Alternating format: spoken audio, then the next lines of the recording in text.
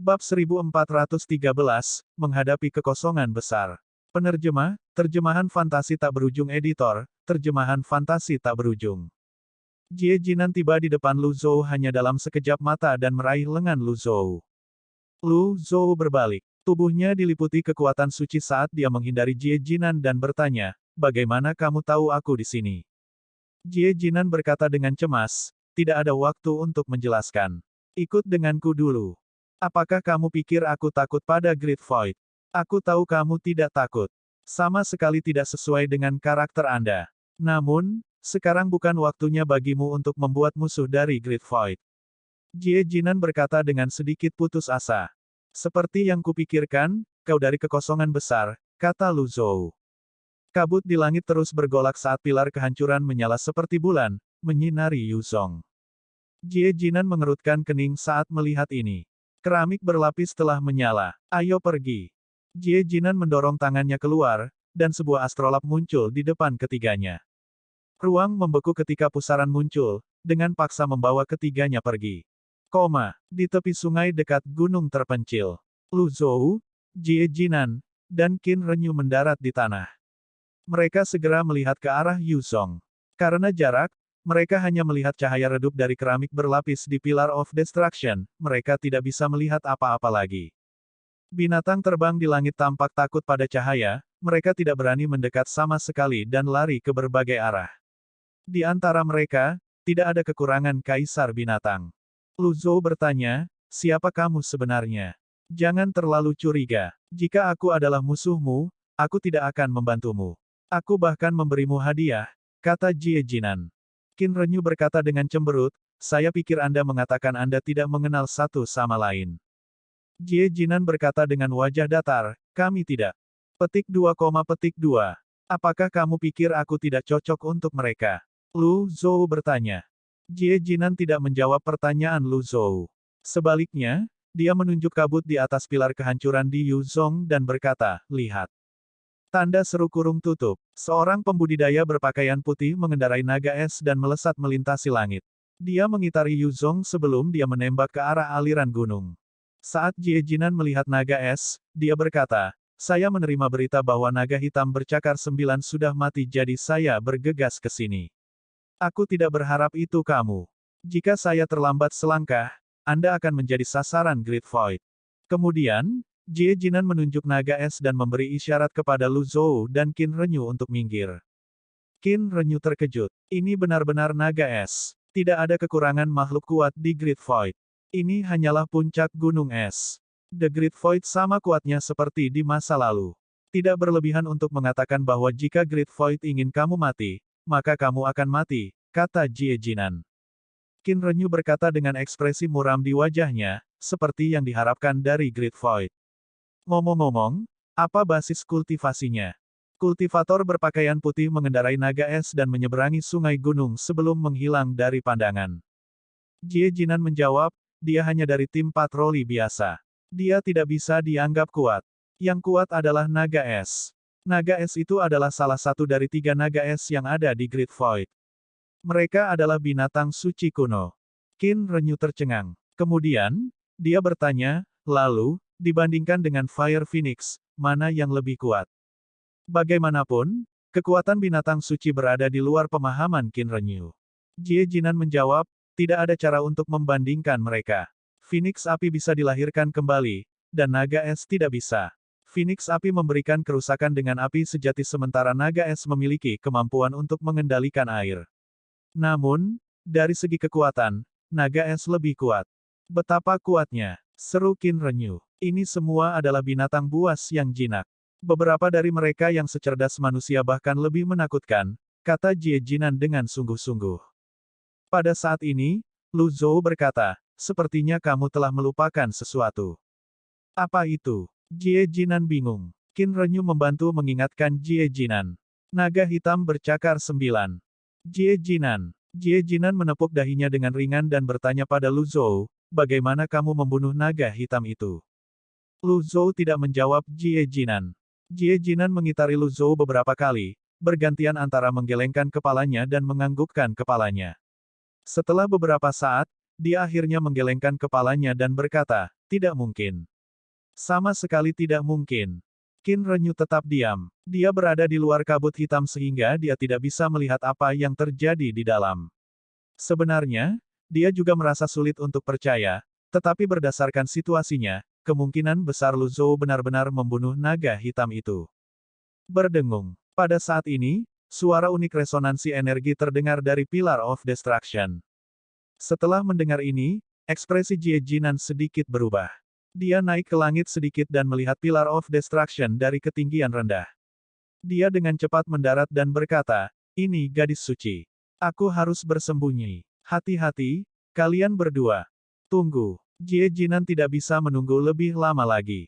Dia harus pergi dengan cepat. Dia menghilang dari pandangan hanya dalam sekejap mata dengan kecepatan yang sulit ditangkap dengan mata telanjang. Qin Renyu kembali ke sisi Lu Zhou dan memanggil dengan ragu, "Kakak Lu." Qin Renyu tidak tahu apakah dia harus pergi atau tinggal, jadi dia memutuskan untuk menanyakan pendapat Lu Zhou. Lu Zhou berdiri dengan tangan di punggungnya dan berkata, "Tidak perlu khawatir." Pada saat ini, keduanya melihat dua avatar hijau yang menjulang tinggi di langit. Tinggi mereka tidak diketahui. Ketika avatar hijau menghilang, mereka melihat dua sosok di atas aliran gunung. Qin Renyu masih khawatir akan ditemukan oleh Great Void ketika Lu Zhou berkata, "Kamu akhirnya di sini." Petik 2,2.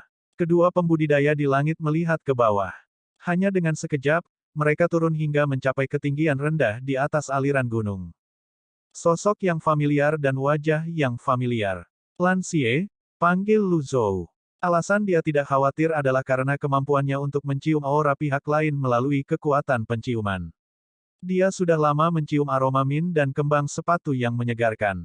Orang lain adalah pelayan wanita berpakaian biru yang selalu berada di sisi Lan Xie. Lan Xie sedikit mengernyit saat kejutan melintas di matanya yang jernih. "Itu kamu. Terima kasih telah mengingatku," kata Lu Zhou tanpa ekspresi. Lan Xie bertanya, "Apakah kamu membunuh naga hitam bercakar 9? "Ya, saya lakukan." Lu Zhou tidak takut untuk jujur. Lan Xie berkata, "Kamu benar-benar berani. Apakah kamu tidak khawatir dihukum oleh Great Void?" Cara Lan Xie berbicara tentang hukuman sepertinya menunjukkan bahwa dia memegang posisi tinggi. Kata-kata dan tindakannya jelas merupakan tindakan seseorang yang memiliki posisi tinggi. Lu Zhou tidak menjawab pertanyaan Lan Xie. Sebaliknya, dia bertanya, "Apakah kamu sendirian?" Lan Xie tidak menanggapi pertanyaan Lu Zhou juga. Sebaliknya, dia berkata, "Saya percaya Pavilion Master Lu tidak mungkin membunuh naga hitam itu. Tolong jaga dirimu. Ayo pergi." Setelah mengatakan itu, Lan Xie dan pelayan wanita berpakaian biru berbalik untuk pergi. Namun, Lu Zhou terus berkata, "Saya sengaja membunuh naga hitam itu untuk tujuan bertemu dengan orang-orang di Great Void." Lan Xie berbalik. Lu Zhou berkata, "Lebih baik jika kamu tidak bergerak begitu saja." Ekspresi Lan Xie sedikit tidak wajar setelah mendengar kata-kata ini. Dia bingung, mengapa Lu Zhou begitu bermusuhan. Meskipun demikian, dia masih berkata, "Saat itu, orang yang bertarung dengan Pavilion Master Lu di Menara Putih hanyalah proyeksi milikku dari relik suci yang kutinggalkan di Menara Putih. Apakah kamu benar-benar yakin kamu akan bisa mengalahkanku sekarang?" Lan Xie bisa merasakan bahwa Lu Zhou siap bergerak kapan saja. Lu Zhou berkata, "Tidak masalah apakah kamu dewa dari surga atau manusia di bumi. Membunuh muridku adalah kejahatan yang tak termaafkan." "Membunuh muridmu? Apakah burung Halcyon tungganganmu?" "Ya," jawab Lan Xie. "Kamu cukup berani karena kamu berani bertanggung jawab atas tindakanmu. Bukankah aku sudah memberimu pelajaran yang cukup saat itu?" Lu Zhou bertanya dengan suara gelap. Bab 1414, Menghadapi Surga. Penerjemah, Terjemahan Fantasi Tak Berujung Editor, Terjemahan Fantasi Tak Berujung. Realisasi akhirnya muncul di Lan Xie. Dia bertanya, "Tuan Pavilion Lu, maksud Anda mengatakan bahwa burung Halcyon membunuh murid Anda?" Lu Zhou menatap Lan Xie tanpa berkedip. Bagaimana mungkin Lan Xie tidak tahu tentang masalah sebesar itu? Lan Xie dapat dengan jelas melihat permusuhan di mata Lu Zhou sehingga dia berkata, "Memang benar bahwa aku memiliki kendali atas burung Halcyon, tetapi penjinak binatang, yang Lian Sheng, juga dapat mengendalikannya. Burung Halcyon dan Ling Guang, Dewa Api, adalah musuh lama, dan mereka berdua tewas di Gunung Halcyon. Itu semua yang aku tahu. Apakah Anda percaya atau tidak, itu terserah Anda. Kamu benar-benar tidak tahu. Lu Zhou bingung. Pelayan wanita berpakaian biru yang berdiri di samping Lan Xie tiba-tiba berkata, dengan status tuanku, dia tidak perlu menjelaskan dirinya kepadamu. Bagaimanapun, petugas wanita berpakaian biru bukan lagi orang yang sama dari masa lalu. Dia sekarang memancarkan rasa superioritas yang kuat. Lu Zhou tidak ragu-ragu dan langsung meluncurkan segel telapak tangan yang telah dijiwai dengan sepertiga dari kekuatan sucinya. Kekuatan surgawi membawanya dengan rasa penindasan dan intimidasi yang sangat besar. Ekspresi petugas wanita berpakaian biru berubah drastis, dan dia buru-buru mundur sejauh 10 meter. Sayangnya, segel telapak tangan merobek ruang dan muncul di depan petugas wanita berpakaian biru hanya dalam sekejap mata. Lan Xie berseru kaget, "Tuan yang mulia." Kemudian, Lan Xie mengangkat tangan kanannya yang bersinar seperti matahari, menghilangkan segel telapak tangan. Qin Renyu dan Lu Zhou. Jantung Qin Renyu berdebar kencang di dadanya bahkan lebih keras dari sebelumnya ketika dia melihat adegan ini. Wanita di depan mereka jelas sangat kuat. Lan Xie menjatuhkan tangannya, dan cahaya itu menghilang. Setelah semuanya kembali normal, dia berkata, "Saya tidak berharap Anda menjadi guru yang mulia dalam waktu sesingkat ini." Lu Zhou berkata tanpa ekspresi, "Kamu jauh lebih kuat dari proyeksimu." Ekspresi Lan Xie berubah sedikit tidak wajar ketika Lu Zhou menyebutkan proyeksinya. Terlepas dari apakah itu dirinya yang sebenarnya atau proyeksi dirinya, tidak dapat disangkal bahwa dia telah sangat kehilangan karena 3 gerakan Lu Zhou. Sebagai gadis suci dari kekosongan besar, hal itu memang agak memalukan. Sebagai equalizer, bagaimana dia bisa disebut kompeten jika dia tidak bisa menekan mereka dari 9 domain? Lan Xie akhirnya berkata, "Saat itu, saya menggunakan relik suci untuk membentuk proyeksi tanpa ingatan apapun. Saya tinggal di Dewan Menara Putih untuk menjaga perdamaian. Jika saya meninggalkan sedikit pun ingatan dalam proyeksi saya, Anda tidak akan bisa mengalahkan saya." Merasakan suasana semakin tegang seperti perkelahian bisa pecah kapan saja, Qin Renyu buru-buru melambaikan tangannya dan berkata, "Bisakah kita membicarakan masalah yang ada?" Kemudian, Qin Renyu mengedipkan mata penuh arti pada Lu Zhou. Lu Zhou mengabaikan Qin Renyu dan dengan sungguh-sungguh berkata, "Kalau begitu, mari kita mulai bisnis." "Tolong bicara," kata Lan Xie. Tanda seru kurung tutup. Itu hanya tepat bagi seseorang untuk membayar dengan nyawa mereka setelah membunuh seseorang, kata Lu Zhou. Burung Halcyon, Yang Liansheng, Yue Qi, dan Yang Jinhong semuanya mati di Gunung Halcyon. Apakah itu tidak cukup? Lan Xie bingung. Jika bukan karena dia mengenal Lu Zhou, berdasarkan perspektif kekosongan besar, Lu Zhou seharusnya yang harus disalahkan atas insiden besar itu. Mereka dibunuh oleh Ling Guang. Apa hubungannya denganku? Lu Zhou berkata tanpa ekspresi. Petik 2, petik 2. Lan Xie terdiam. Qin Renyu tidak berharap orang-orang dari Great Void begitu masuk akal. Dia merasa agak sulit dipercaya. Setelah beberapa saat, dia berkata, "Saya tidak berpikir Anda berada di balik insiden itu. Yang perlu Anda lakukan adalah memberitahu kami siapa pelakunya." Petik 2. Pelakunya adalah Yue Qi. Tidak ada orang lain, kata Lan Xie sambil menghela nafas, "Aku tidak menyangka ini akan terjadi. Aku sangat menyesal. Saya akan menyembunyikan masalah hari ini dari Aula Suci. Saya sangat menyesal atas kehilangan Anda, Paviliun Master Lu." Petik 2. Lu Zhou terdiam. Jika orang lain yang datang, dia akan membuang banyak kartu item tanpa membuang kata-kata. Dia tidak berharap bertemu Lan Xie. Setelah berbicara dengannya, jelas dia tidak menyadari apa yang telah terjadi. Selain itu, berdasarkan kekuatannya, dia tidak perlu berbohong. Selain itu, dia pernah membantu Ye Tianxin dan Evil Sky Pavilion. Belum waktunya untuk membuat musuh keluar dari Great Void. Melihat Lu Zhou terdiam, Lan Xie berkata langsung, "Selamat tinggal." Kemudian, Lan Xie terbang. Matahari, bulan, dan roda bintang bersinar terang sebelum dia tiba di pilar kehancuran hanya dalam sekejap mata dan menghilang dari pandangan. Qin Renyu menarik napas dalam-dalam sebelum dia berkata, "Dia sangat kuat." "Memang," kata Lu Zhou. "Untungnya, dia tahu bagaimana membedakan yang benar dan yang salah. Jika kita benar-benar bertarung, konsekuensinya tidak terbayangkan," kata Qin Renyu. Lu Zhou tetap diam. Apapun yang dia katakan sekarang akan terdengar seperti dia sedang membual. Itu hanya akan membuat keadaan menjadi canggung. Pada saat ini, sesosok terbang. Dia pergi. Qin Renyu mengangguk. Tepat sekali. Hampir saja. Wanita itu tidak sederhana. Jangan memprovokasi dia. Anda berdua benar-benar berani, Anda tidak repot-repot bersembunyi sama sekali. Jika dia marah, saya bahkan tidak berani menunjukkan diri, kata Jie Jinan. Sepertinya kau takut padanya. Aku tidak takut padanya, tapi aku takut pada orang-orang di belakangnya. Jie Jinan berkata, mengatakan itu, wanita itu memiliki potensi untuk menjadi makhluk tertinggi di masa depan jadi kita tidak bisa meremehkannya, dia. Makhluk tertinggi. Qin Renyu terkejut. Bagaimanapun, dia memiliki benih kekosongan besar, kata Jie Jinan. Petik 2, petik 2.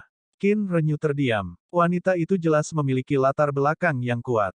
Jie Jinan berkata, ada 10 aula di Great Void. Salah satu aula, aula ke-8, dulu disebut aula cahaya, tetapi namanya diubah menjadi aula Xie. Itu satu-satunya aula yang mengalami perubahan nama. Oleh karena itu, dia adalah salah satu dari 12 orang suci Dao dari kekosongan besar. Dia sebenarnya seorang Dao Sein. Setelah menjadi guru yang mulia, jumlah bagan kelahiran tidak lagi menjadi faktor penentu kekuatan. Kontrol atas hukum dan pemahaman hukum adalah faktor penentu. Namun, jika tingkat pemahaman seseorang sama dengan lawannya, maka faktor penentunya adalah jumlah bagan kelahiran. Lan Xie sudah menjadi orang suci dengan 30 bagan kelahiran 10.000 tahun yang lalu. Ketika orang suci menguasai Dao, mereka akan dikenal sebagai orang suci Dao. Ketika mereka menguasai Dao besar, mereka akan dikenal sebagai orang suci Dao besar. Meskipun ekspresi Lu Zhou tetap sama, dia agak terkejut. Dia tidak berharap Lan Xie menjadi sekuat itu. Betapa menakutkan. Qin Renyu pindah ke sebelah Lu Zhou dan berkata, itu sudah dekat. Saudara Lu, sepertinya kita tidak bisa mengenali Gunung Tai ketika itu ada di depan kita. Memikirkan bahwa Great Void begitu kuat. Petik 2 tanda tanya petik 2. Jie Jinan terbatuk 2 kali sebelum berkata, biarkan aku mengingatkanmu bahwa orang di sebelahmu juga tidak buruk. Jangan bicara omong kosong. Qin Renyu tersenyum dan berkata, tentu saja, saudara Lu tidak buruk. Apakah ada kebutuhan untuk menyatakan yang sudah jelas? Tidak, kamu tidak mengerti, kata Jie Jinan, berniat menjelaskan. Namun, ketika dia mengingat betapa rumitnya hal itu, dia hanya berkata tanpa daya, lupakan saja. Anda tidak akan mengerti bahkan jika saya menjelaskannya kepada Anda. Petik 2.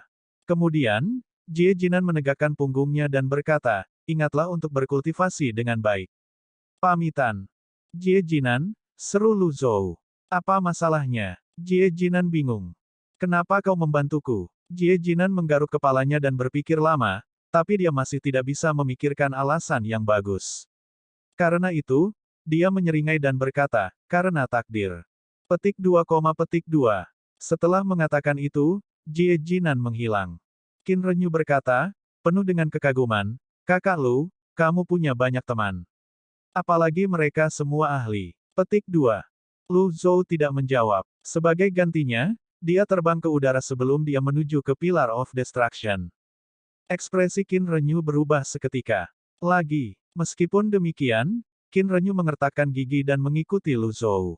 Setelah menyaksikan kekuatan Lan Xie, semangat heroik dan darah mendidihnya telah lama mendingin. Keduanya terbang di atas bangkai naga hitam, mengambil jalan memutar di hutan horor, dan mendekati pilar kehancuran. Ini adalah kedua kalinya Lu Zhou berada begitu dekat dengan tiang penghancur di Yuzhong. Bedanya, kali ini dia kembali sebagai guru yang mulia. Bab 1415, Kekacauan di Dunia. Penerjemah, Terjemahan Fantasi Tak Berujung Editor, Terjemahan Fantasi Tak Berujung. Lu Zhou datang ke Pillar of Destruction milik Yuzhong karena dia telah melihat cahaya dari keramik berlapis kaca. Perjalanan ke Great Han telah membuatnya mengerti bahwa keramik berlapis ungu adalah alat untuk menerangi pilar kehancuran dan itu sangat langka. Karena ada 10 pilar penghancur, seharusnya ada 10 keramik berlapis ungu. Lu Zhou curiga bahwa keramik berlapis ungu miliknya berasal dari pilar kehancuran terbesar dan tertinggi, yang berada di Rending, jantung tanah tak dikenal. Keramik berlapis ungu yang diperoleh Qiu Wenjian juga harus asli. Itu hanya kalah dengan Lu Zhou. Qin Renyu memandang Pillar of Destruction yang menjulang ke dalam kabut dan bergumam, tidak peduli berapa kali aku berada di sini, itu masih terlihat sangat menakjubkan. Lu Zhou berkata sambil menghela nafas, orang yang menciptakan pilar itu pasti tiada taranya. Bagaimanapun, mereka mendukung seluruh negeri yang menindas dunia. Qin Renyu tampaknya mengerti dan tidak mengerti kata-kata Lu Zhou pada saat yang sama. Dia bertanya, Saudara Lu, apa maksudmu? Lu Zhou menunjuk ke Pillar of Destruction yang menjulang tinggi di dalam kabut hitam dan berkata, itu persis seperti yang kamu pikirkan. Pilar kehancuran mendukung Great Void. Qin Renyu. Sebagai yang mulia, pengetahuan dan pengalaman Qin Renyu secara alami melampaui orang-orang biasa. Dia telah membaca banyak buku kuno untuk mencari jawaban, dan dia telah melihat banyak petunjuk yang menyinggung keberadaan Great Void di tanah tidak dikenal. Namun, itu saja. Tidak ada yang tahu persis di mana Great Void berada di tanah tidak dikenal. Meskipun kekosongan besar telah mengundang banyak pembudidaya yang tiada taranya, Tuan Yang Mulia, dan orang suci dari 9 wilayah di masa lalu, tidak ada yang pergi kembali. Kadang-kadang, orang-orang dari Great Void akan muncul untuk menjalankan misi, tetapi mereka sombong dan meremehkan untuk berbicara dengan orang-orang dari 9 domain. Faktanya, bahkan beberapa kultivator dari Great Void tidak tahu persis di mana Great Void berada karena mereka mengandalkan jimat teleportasi dan lorong rahasia untuk masuk dan keluar dari Great Void. Selain itu, tanah tidak dikenal benar-benar terlalu luas.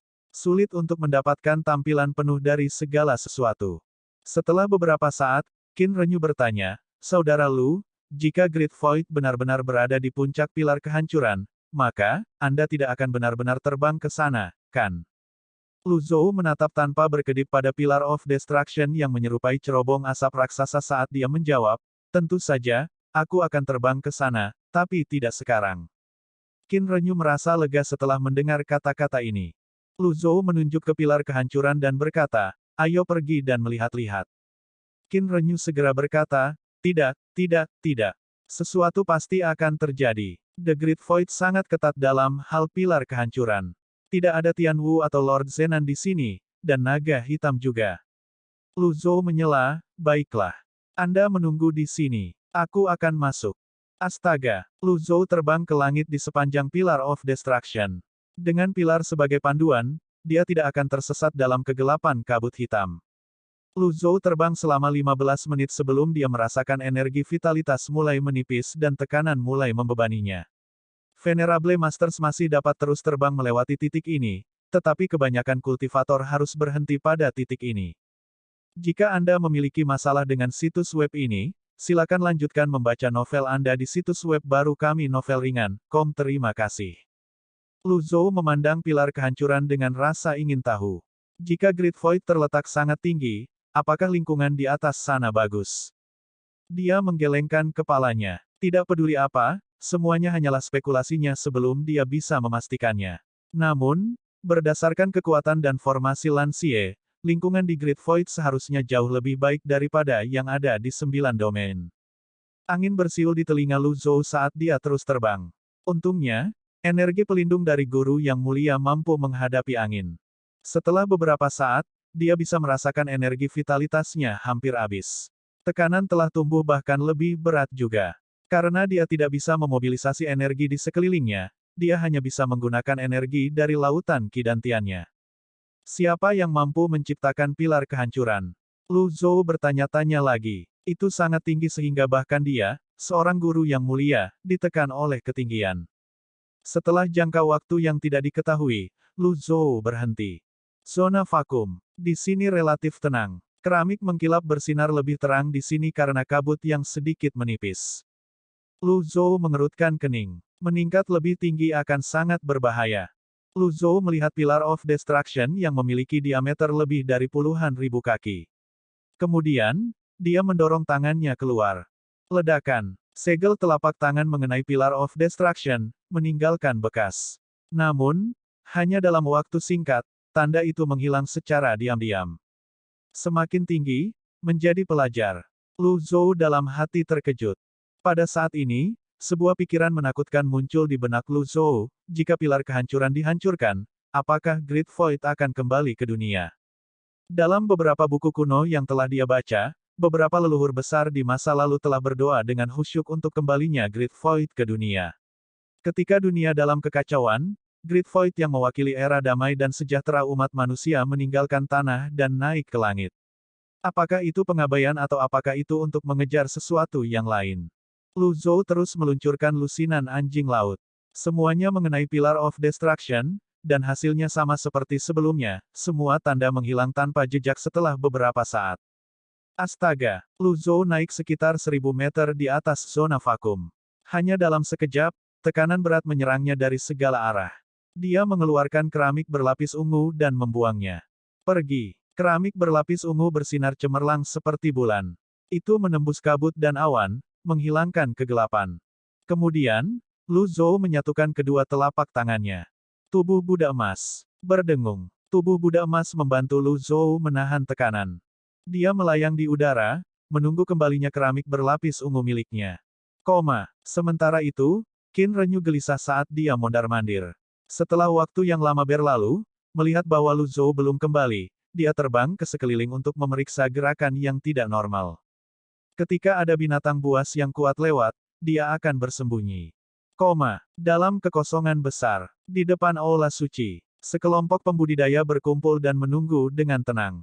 Setelah waktu yang tidak diketahui telah berlalu, sebuah suara terdengar dari dalam aula.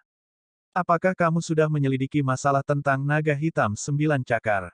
Seorang biarawan membungkuk dan berkata, saya telah mengirim tim patroli bersama dengan naga es ke Yu Zong dan Great Han. Mereka belum kembali.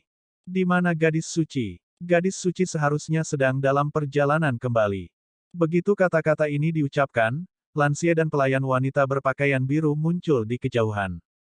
Para pembudidaya di sekitarnya menatapnya dengan tatapan penuh kekaguman dan kekaguman, secara naluriah membuat jalan untuknya. Mata dan ekspresi lansia yang jernih sama seperti biasanya saat dia melihat ke arah aula dan berkata, lansia menyapa Hallmaster. Lepaskan formalitas. Saya telah menyelidiki masalah tentang naga hitam, tetapi saya masih tidak dapat menemukan pelakunya, kata lansia. Semua orang saling bertukar pandang. Bahkan gadis suci pergi ke Yu Zong untuk menyelidiki masalah ini dan tidak menemukan apapun. Kepala balai tampaknya tidak marah dengan kurangnya hasil. Dia hanya berkata, kalau begitu lanjutkan penyelidikan. Pada saat ini, lansia berkata, namun, ada satu hal yang saya tidak mengerti. Berbicara, burung Halcyon seharusnya hanya mendengarkanku. Mengapa diam-diam pergi dengan Yang Liansheng? Lan Xie bertanya. Setelah mendengar kata-kata ini, yang lain bingung. Mereka tidak mengerti apa yang coba dikatakan Lan Xie. Pak, Ouyang sudah menyelidiki masalah ini. Burung Halcyon dan Yang Liansheng berkolusi dengan Yue Qi. Ketiganya telah menerima hukuman yang pantas mereka terima dan membayarnya dengan nyawa mereka, mati bersama Lingguang. Lan Xie sedikit mengernyitkan alisnya. Lalu bagaimana murid Pavilion Master Lu muncul di Gunung Halcyon? Mustahil baginya untuk pergi ke sana jika tidak ada yang membimbingnya ke sana. Tidak mungkin ada kebetulan seperti itu. Setelah beberapa saat, Lan Xie berkata lagi, burung Halcyon selalu mematuhi perintahku. Itu tidak akan pergi tanpa alasan. Petik 2. Maksud kamu apa? Seseorang memanipulasi insiden dalam kegelapan. Saya menuntut penyelidikan menyeluruh, kata Lan Xie. Seorang kultivator berkata, apakah Anda meragukan Tuan Ouyang? Lan Xie menggelengkan kepalanya dan berkata dengan suara keras dan jelas, tidak. Saya setuju dengan kesimpulan yang diperoleh Tuan Ouyang. Namun, saya ingin menyelidiki masalah ini secara menyeluruh untuk mencari tahu siapa yang memanipulasi ini di belakang layar. Pelakunya tidak bisa dibiarkan begitu saja. Semua orang diam sejenak sebelum mereka setuju dengan Lan Xie satu demi satu. Aku setuju dengan gadis suci.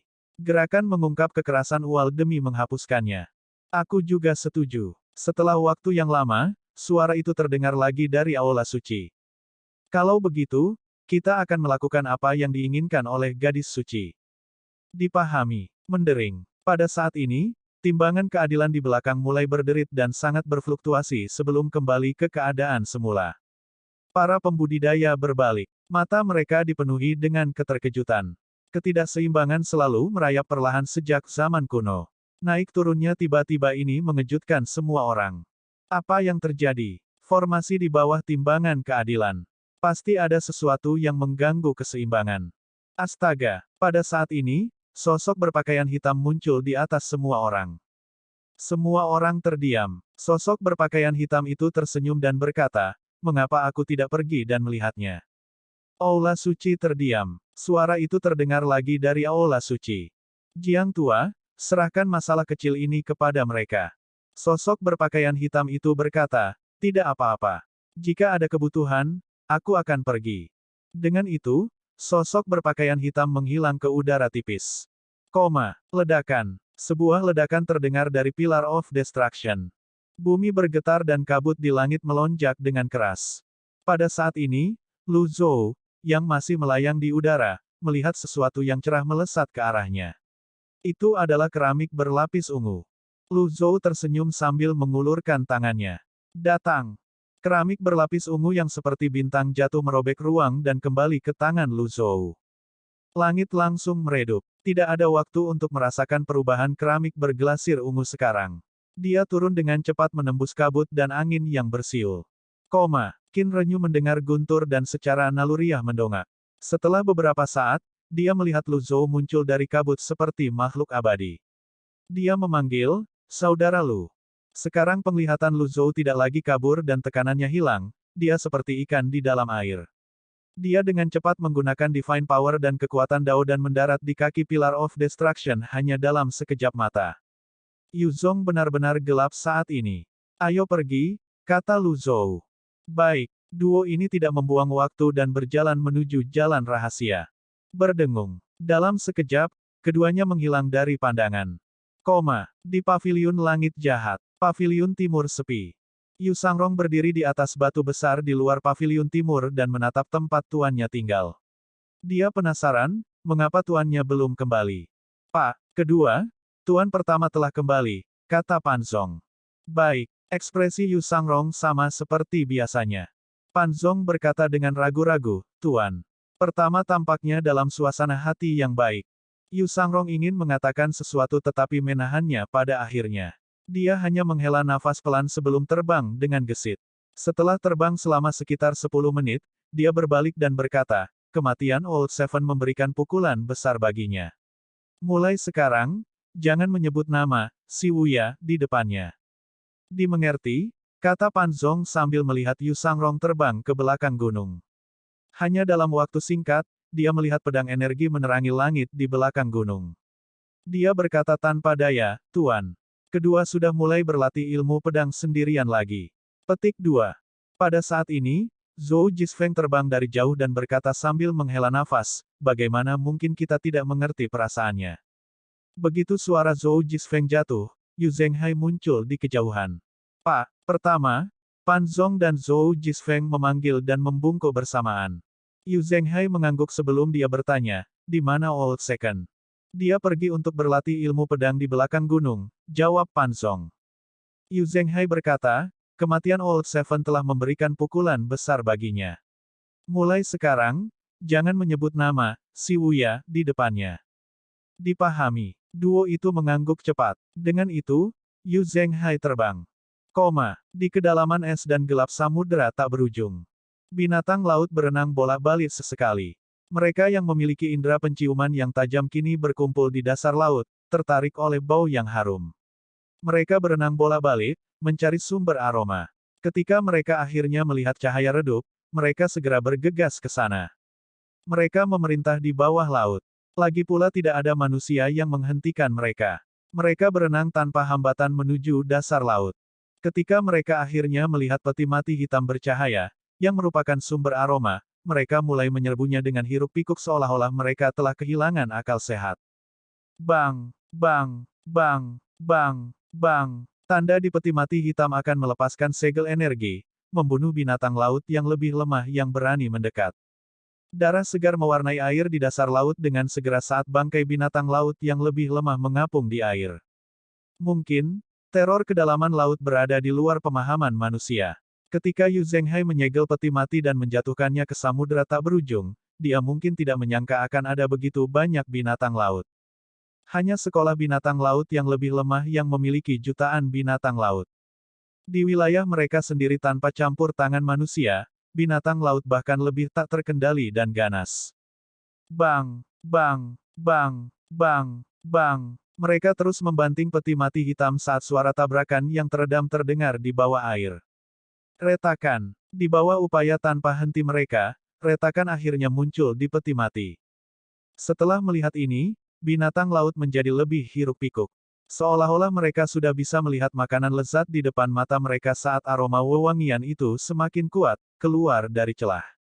Aroma itu menyebabkan binatang laut segera kehilangan rasionalitasnya. Mereka menyerang peti mati dengan gila-gilaan dan bahkan saling menyerang untuk memperebutkan makanan.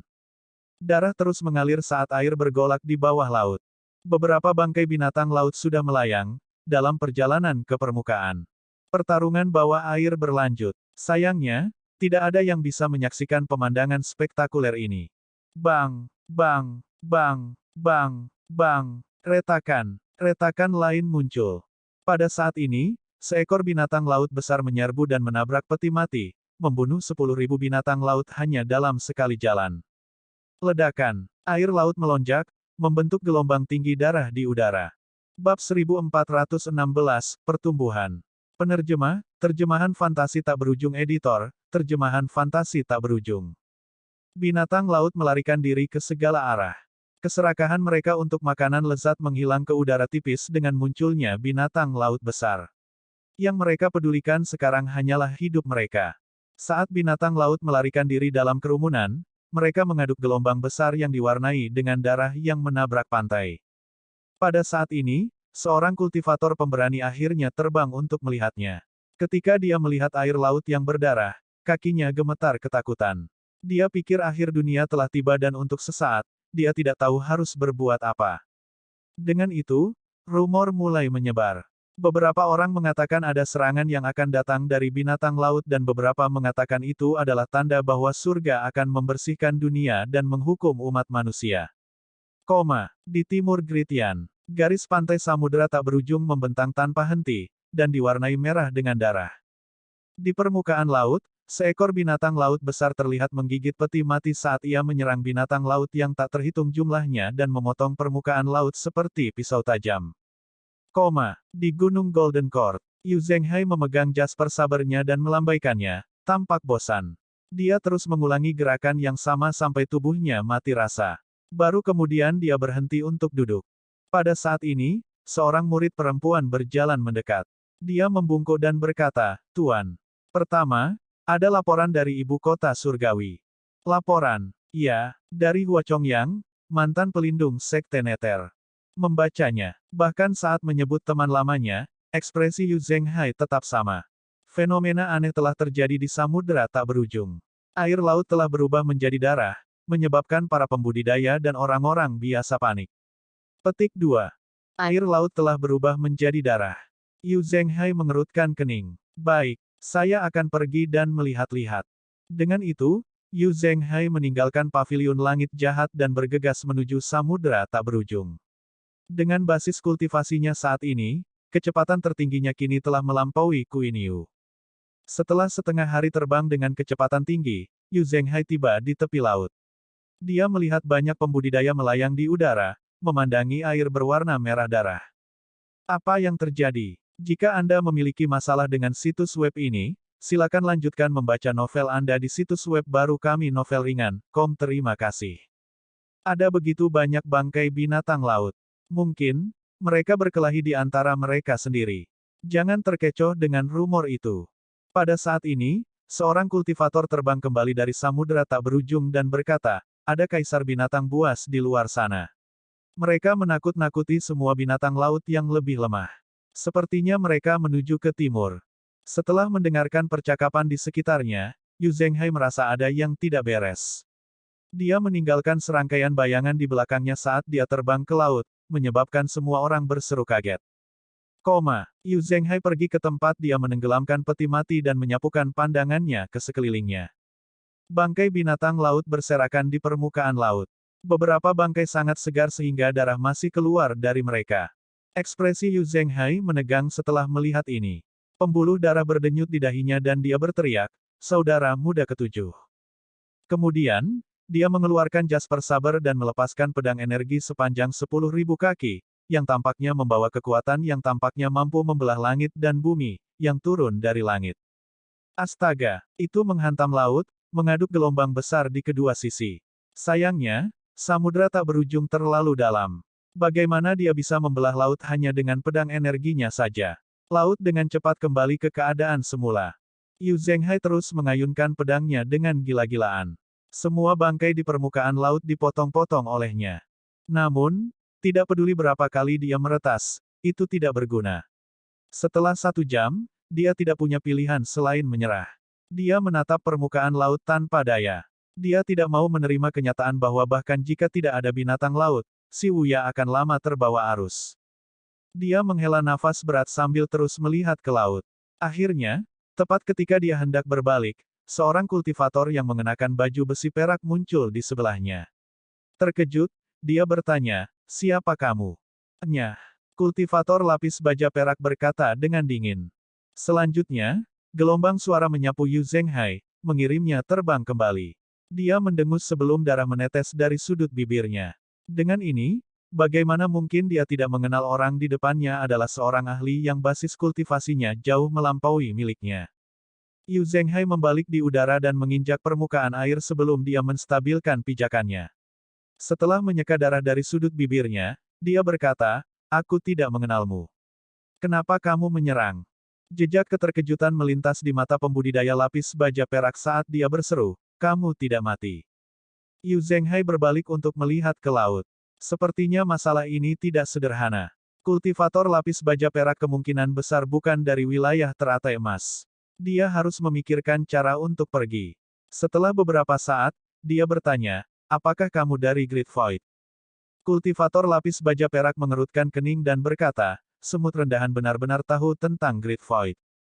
Setelah itu, pembudidaya lapis baja perak meluncurkan segel telapak tangan hitam. Bang! Hanya dalam sedetik, itu membuat Yu Zhenghai terbang kembali.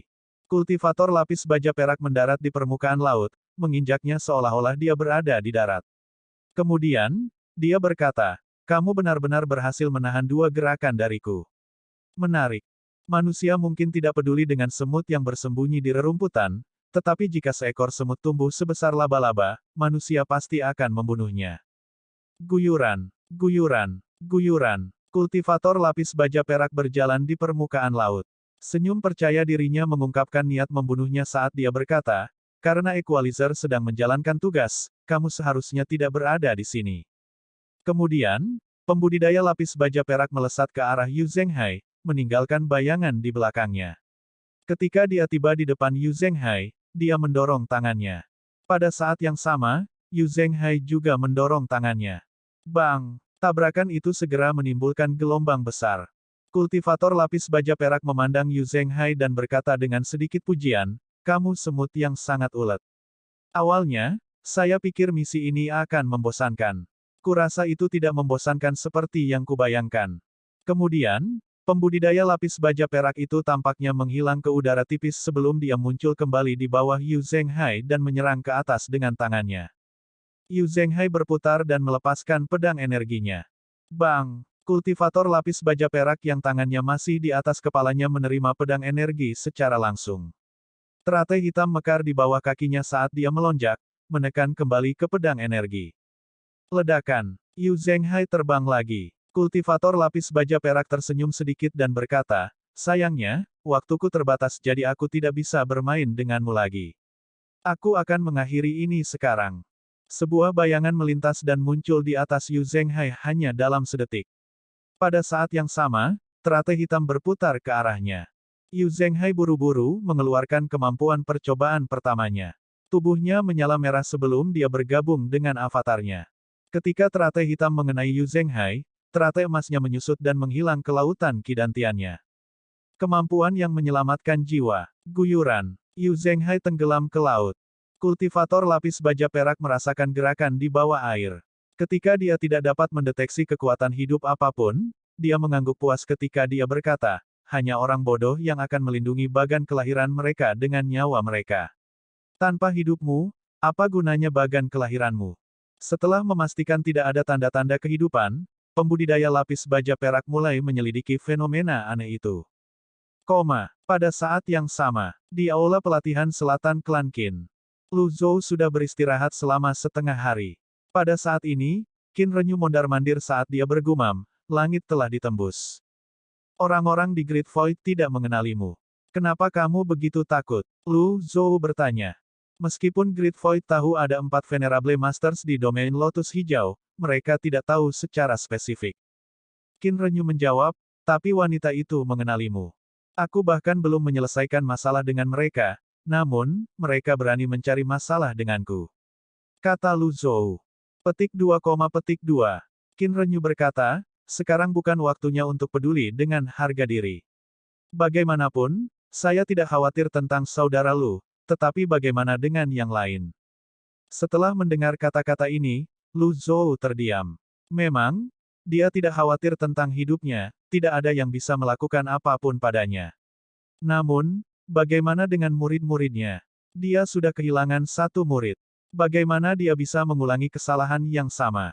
Akhirnya, Lu Zhou berkata, kamu benar. Qin Renyu mengangguk sambil berkata, saya senang saudara Lu setuju dengan saya. Ngomong-ngomong, aku punya tempat yang bagus untuk kamu kultivasi. Tidak perlu, Lu Zhou bangkit dan berkata, aku punya tempat lain. Di mana itu, saudara Lu? Tanah tak dikenal itu luas. Dengan lingkungannya, tidak ada tempat yang lebih baik untuk bercocok tanam selain tempat itu. Bab 1417, tanpa penghancuran tidak ada konstruksi. Penerjemah, terjemahan fantasi tak berujung editor, terjemahan fantasi tak berujung. Qin Renyu ingin membujuk Lu Zhou untuk tidak sembrono. Namun, dia ingat Lu Zhou adalah yang mulia. Bahkan jika Lu Zhou tidak bisa mengalahkan lawannya, dia seharusnya tidak memiliki masalah untuk melarikan diri. Selain itu, karena seberapa luas tanah tidak dikenal itu, juga lebih mudah untuk berurusan dengan orang-orang dari Great Void. Yang paling penting, sumber daya budidaya di tanah tidak dikenal seperti hati kehidupan lebih baik di tanah tidak dikenal. Itu ide yang bagus. Jika Anda pergi ke tanah tidak dikenal, yang terbaik adalah menjauh dari area inti dan pilar kehancuran, kata Qin Renyu akhirnya. Lu Zhou bertanya, apakah hati kehidupan binatang buas di area inti lebih baik? Petik 2, Qin Renyu berpikir pada dirinya sendiri bahwa dia seharusnya tidak menyebutkan area inti.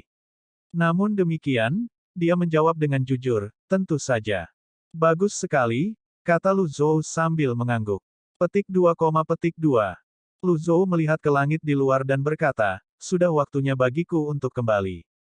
Baik, Qin Renyu tidak menghentikan Lu Zhou kali ini. Saat Lu Zhou hendak melangkah keluar dari aula pelatihan, dia berkata, kakak Lu, aku minta maaf atas kehilanganmu. Lu Zhou tidak berbalik dan juga tidak mengatakan apa-apa. Hanya dengan sekejap, dia menghilang dari pandangan. Pada senja, dalam domain teratai emas. Pada saat ini, pelangi muncul di antara awan dan bersinar di tanah. Ini adalah pemandangan yang langka karena ketidakseimbangan. Ombak menghantam pantai berulang kali. Air laut berdarah yang mengerikan tidak terlihat dimanapun. Laut telah lama mendapatkan kembali penampilan aslinya. Pada saat ini, sementara beberapa pembudidaya mengagumi pelangi, pembudidaya lapis baja perak terbang dan bertanya, apakah Anda melihat sesuatu yang tidak normal di permukaan laut? Hah? Tidak. Sebelumnya air lautnya berwarna merah. Apakah itu dianggap aneh? Kultivator lapis baja perak tersenyum. Tentu saja, itu diperhitungkan. Selain itu, apakah ada hal lain? Yah, ada banyak binatang laut dan bangkai mereka juga. Yang terbesar menuju ke timur. Terima kasih banyak, kata pembudidaya lapis baja perak sambil mengepalkan tangan. Tanda seru kurung tutup. Kenapa kamu menanyakan hal ini? Saya hanya mencoba keberuntungan saya, berharap menemukan hati yang hidup, jawab pembudidaya lapis baja perak. Semua orang mengangguk. Penggarap lapis baja perak bertanya lagi, siapa yang memiliki basis kultivasi tertinggi di wilayah teratai emas?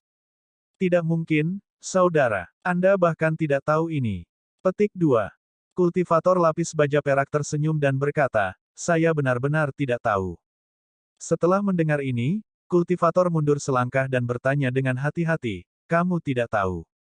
Kultivator lapis baja perak dapat mengatakan ada sesuatu yang salah sehingga dia bertanya, apakah salah untuk tidak tahu? Apakah kamu orang asing? Kultivator lapis baja perak menjadi tidak sabar dengan bola bali ini sehingga dia menjentikkan pergelangan tangannya, mengirimkan gelombang primalki. Para pembudidaya langsung berlutut, berkeringat deras. Saya akan mengajukan pertanyaan. Yang harus Anda lakukan adalah menjawabnya. Petik 2. Kau benar-benar orang asing. Anda bahkan tidak tahu tentang kultivator terkuat dari Gritian, Senior Ji. Petik 2. Ji Senior. Kultivator lapis baja perak berkata dengan skeptis. Pada saat yang sama, dia menggerutu dalam hati, Penatua Jiang, kenapa kamu tidak datang saja? Secara lahiriah, pembudidaya lapis baja perak terus bertanya sambil tersenyum, di mana Senior Ji itu sekarang? Begitu suaranya jatuh, dia menyadari ada sesuatu yang salah. Para pembudidaya yang berlutut di depannya telah mengangkat kepala mereka, tetapi mata mereka tidak tertuju padanya. Sebaliknya, mereka melihat sesuatu atau seseorang di belakangnya. Pada saat yang sama, sebuah suara terdengar dari belakangnya. Kamu mencari tuanku. Kultivator lapis baja perak itu berputar dan berseru kaget, kamu belum mati. Para pembudidaya yang berlutut memandangi orang yang basah kuyup di depan mereka yang matanya bersinar dengan niat membunuh, memegang Jasper Saber di tangannya. Dia tidak lain adalah Yu Zhenghai, murid pertama dari Paviliun Langit Jahat. Yu Zhenghai cepat. Dia mengayunkan Jasper Saber dengan kedua tangan, melepaskan pedang energi sepanjang 1000 kaki. Bang! Kultivator lapis baja perak mencibir. Aku ingin melihat seberapa uletnya dirimu. Kemudian, pembudidaya lapis baja perak mengangkat tangannya dan menangkap pedang energi dengan 2 jari. Saat pertempuran dimulai, para pembudidaya mundur satu demi satu. Ini tuan pertama dari Paviliun Langit Jahat. Terima kasih telah menyelamatkan hidup kami, tuan pertama. Ding. Disembah oleh 15 orang. Hadiah, 15 poin prestasi. Yu Zhenghai memelototi pembudidaya lapis baja perak dengan marah dan menekan dengan pedang energinya. Retakan. Pada saat ini, pembudidaya lapis baja perak menemukan energi pelindungnya telah dilanggar. Ekspresinya berubah saat dia buru-buru menjentikkan kedua jarinya. Bang! Duo itu berpisah. Kultivator lapis baja perak mendarat di permukaan air dan menatap Yu Zhenghai dengan sungguh-sungguh.